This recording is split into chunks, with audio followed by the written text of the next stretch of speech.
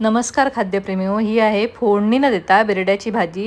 हे सोललेलं बिरडं घेतलं आहे, त्याच्यामध्ये कांदा, ड्रमस्टिक, बटाटा टाकायचा आणि अर्धा टोमॅटो टाकायचा.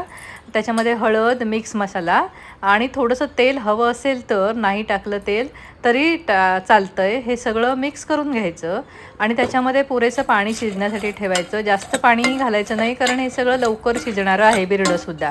आणि हे थोडा वेळ झाकण ठेवून शिजायला द्यायचं. 15 मिनटं बघायचं.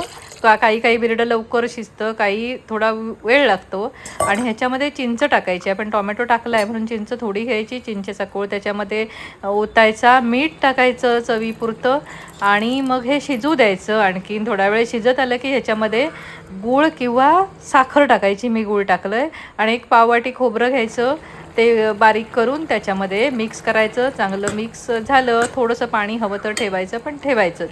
एकदम सुकी करायची नाही भाजी, ही खूप स्वादिष्ट लागते. थँक्यू.